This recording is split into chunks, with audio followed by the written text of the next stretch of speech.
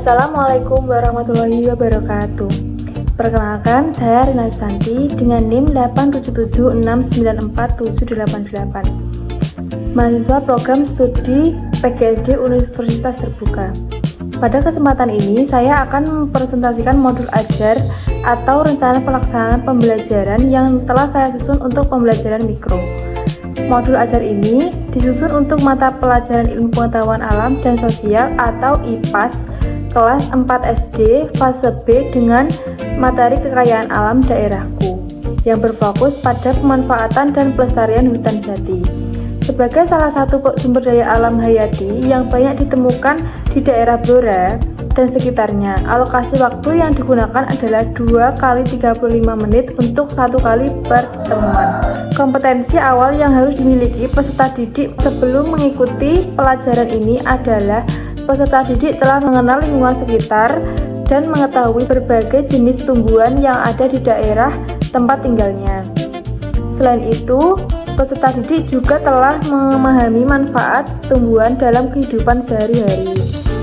Dalam modul ajar ini, saya mengintegrasikan penguatan profil pelajar Pancasila, yaitu pertama, beriman dan bertakwa kepada Tuhan Yang Maha Esa, gotong royong, serta bernalar kritis. Nilai-nilai tersebut diharapkan dapat berkembang selama proses pembelajaran berlangsung. Media yang digunakan dalam pembelajaran ini meliputi gambar atau video kondisi hutan jati, sampel daun jati, serta media pembelajaran berupa papan putar budaya dan alam yang digunakan untuk membantu peserta didik memahami materi secara lebih menarik dan interaktif.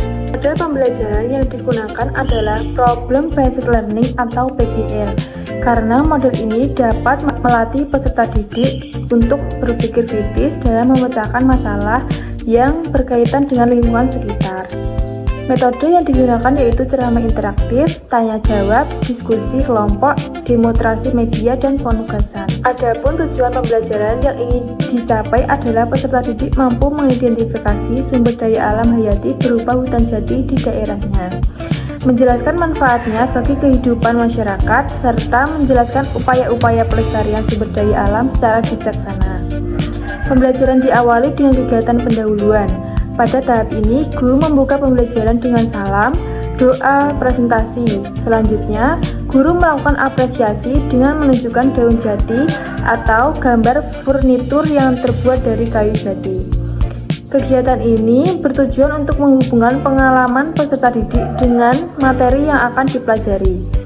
Guru kemudian menyampaikan tujuan pembelajaran dan memberikan pertanyaan pemantik seperti apa yang akan terjadi jika semua pohon jatuh ditebang tanpa ditanam kembali. Pada kegiatan inti, pembelajaran dilaksanakan sesuai inteks Problem Based Learning. Tahap pertama adalah orientasi masalah, yaitu guru menampilkan gambar hutan jati yang sumber dan hutan jati yang gundul akibat penebangan liar. Dari gambar tersebut, peserta didik mengidentifikasi masalah yang terjadi. Tahap kedua adalah mengorganisasi peserta didik, yaitu guru membagi peserta didik ke dalam kelompok heterogen dan membagikan LKPD sebagai panduan kegiatan diskusi. Tahap ketiga adalah membimbing penyelidikan kelompok.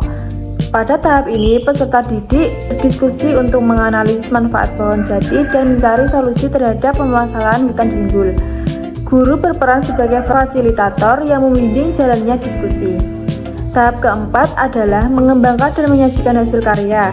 Setiap kelompok menuliskan hasil diskusinya pada LKPD dan mempresentasikannya di depan kelas dengan bantuan media papan putar budaya dan alam.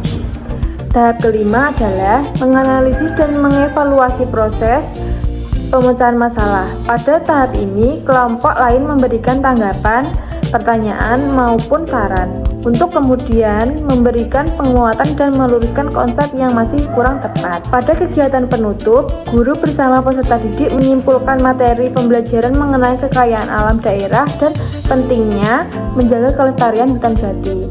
Selanjutnya, peserta didik mengerjakan evaluasi individu, melakukan refleksi pembelajaran, dan guru menutup pembelajaran dengan doa serta salam. Asesmen yang digunakan dalam modul ajar ini terdiri dari asesmen sikap melalui observasi, asesmen performa melalui penilaian diskusi dan presentasi kelompok, serta asesmen tertulis untuk mengukur pemahaman peserta didik terhadap materi yang telah dipelajari. Sebagai tindak lanjut, peserta didik yang telah mencapai tujuan pembelajaran diberikan kegiatan pengayaan berupa pembuatan poster pelestarian hutan jati dan soal analisis.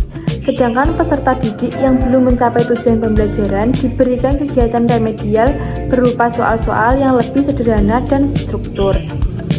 Demikian presentasi modul ajar yang telah saya susun. Besar harapan saya modul ajar ini dapat membantu peserta didik memahami pentingnya pemanfaatan dan pelestarian sumber daya alam di lingkungan sekitar secara bijaksana.